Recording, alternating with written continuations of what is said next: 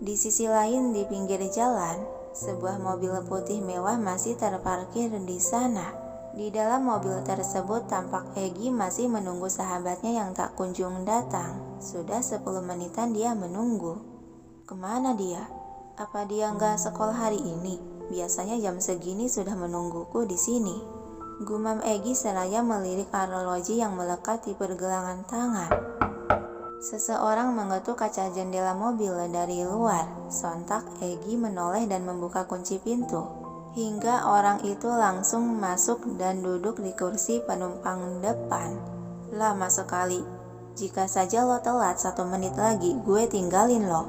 Kesal Egy sembari mulai menyalakan mesin mobil dan membelokkan setir untuk melaju bergabung dengan kendaraan lain di jalanan besar.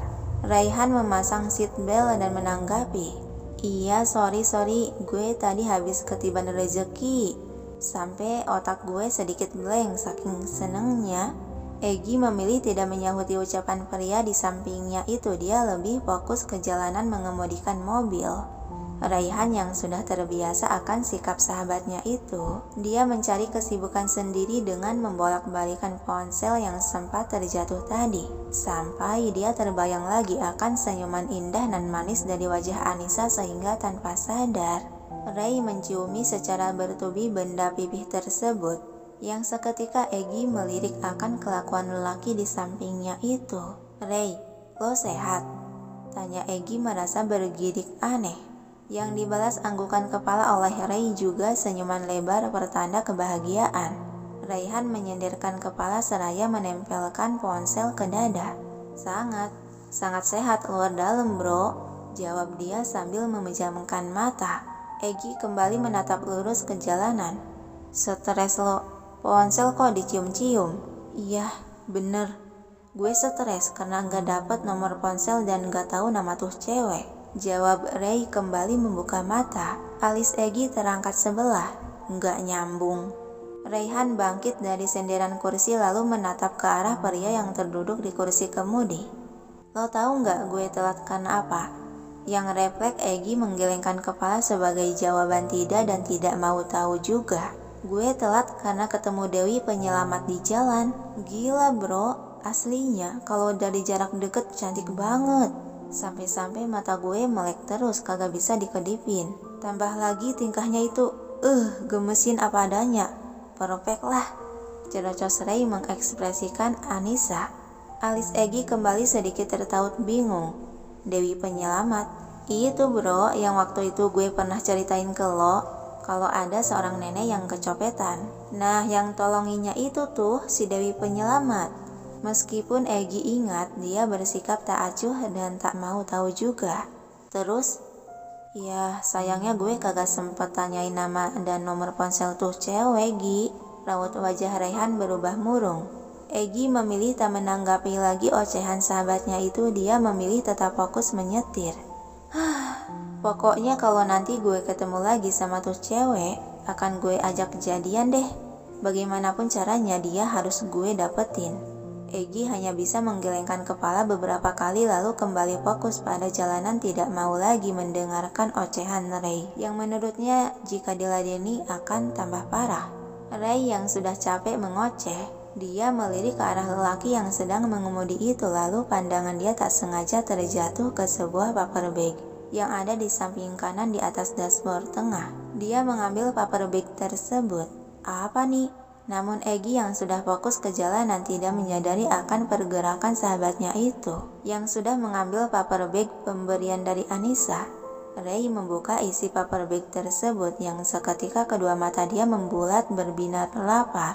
"Wah, lo bawa bekal buat gue ya? Pengertian banget sih lo sama temen. Tahu aja kalau gue belum sarapan." Ocehnya sembari mengeluarkan kotak bekal dan membuka tutup bekal. Egy masih belum sadar dengan apa yang dilakukan si Ray. Ray menusuk satu potongan kimbab di dalam kotak bekal itu lalu menyuapkannya ke mulut. "Wow, gila, ini rasa yang benar-benar menakjubkan Gi." "Siapa bro, koki yang masak ini kimbab?" "Gue pesen lah tiap hari satu. Seriusan dah, ini super duper enak banget." Celotehan Raihan menikmati kunyahan makanan yang masih di mulutnya. Indra penciuman Egi menangkap aroma masakan yang sangat dia kenal juga sukai, dan seakan terhipnotis akan aroma tersebut, dia melirik ke arah samping di mana sumber aroma nikmat itu berasal. Seketika kedua mata Egi melotot saat melihat apa yang sedang dilakukan sahabatnya itu, lalu dia menginjak pedal rem. Sehingga mengerem mendadak membuat Raihan terjungkal ke depan yang untungnya kotak bekal itu masih bisa terselamatkan karena dipeluk erat-erat oleh tangan Ray. "Hei, lo kebiasaan sih ngerem mobil pakai ngedadak gini? Gue masih pengen hidup, Gi. Kalau pengen mati jangan bawa-bawa gue." Gerutuan Raihan seketika terhenti saat secara tiba-tiba Egi merampas kotak bekal yang berada dalam pelukan tangannya. "Berani sekali lo memakannya," bentakan Egi dengan suara meninggi membuat lelaki di hadapan tersentak kaget.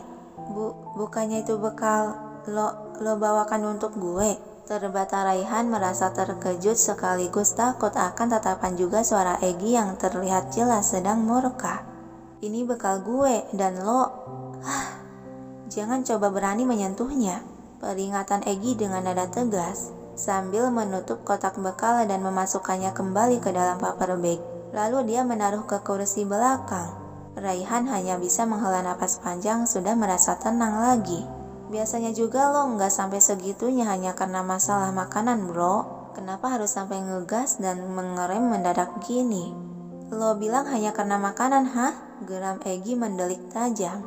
Dirasa akan menjadi pertengkaran lanjut, Raihan segera mengangkat kedua tangan di depan dada mengajak damai. Oke bro, sorry gue salah. Lagian gue hanya makan satu potong saja kok." Dengus Egi seraya kembali melajukan mobil menatap lurus ke depan pada jalanan. Melihat Egi hanya terdiam memasang wajah dingin, Ray ikut menatap lurus ke depan. "Lo masih marah sama gue? Kan gue udah bilang sorry bro. Tapi seriusan Gi, itu kimbab paling enak yang pernah gue makan. Apa di rumah lo ada koki baru? Kalau ada, besok bikinin masakan yang sama buat gue ya." Mendengar hal itu, Egi kembali mendelik tajam yang seketika membuat Ray tak berani lagi bersuara dan menciut membisu. Ada apa dengan si Egi? Biasanya dia kagak pernah bersikap seperti itu hanya karena makanan. Hanya karena makanan bro, gila kan nih anak. Makanan saja jadi perhitungan gitu. Biasanya gue sampai pinjem motor kesayangannya saja dia kasih. Lah ini hanya makanan saja dia sampai bersikap dingin dan keras seperti tadi. Jadi curiga, dari siapa kotak bekal itu sebenarnya? Apa dari Bu Misa ya? Tapi kan nih anak katanya udah move on. Batin Raihan seiring mendesah panjang malas berpikir lagi tentang sahabatnya itu. Dia mengulurkan tangan hendak meraih botol air di dashboard, namun gerakan dia kalah cepat oleh Egi yang menyambar botol tersebut. "Lah kenapa lagi? Gue mau minum Gi." Egi melemparkan botol air itu ke kursi belakang. "Beli yang baru. Gue hausnya sekarang." "Segala gak boleh, padahal hanya air sisa saja tapi pelit amat." Sebal Ray menubrukkan punggung ke badan kursi dan membuang muka ke jendela. "Mana mungkin aku membiarkan si Ray meminum air bekas bibir si macan betina." Batin Egi merasakan panas dalam dada saat membayangkan Raihan meminum air di botol yang sama bersama Anissa. Sampai pegangan Egi di setir mobil meremet kuat menyalurkan kekesalan.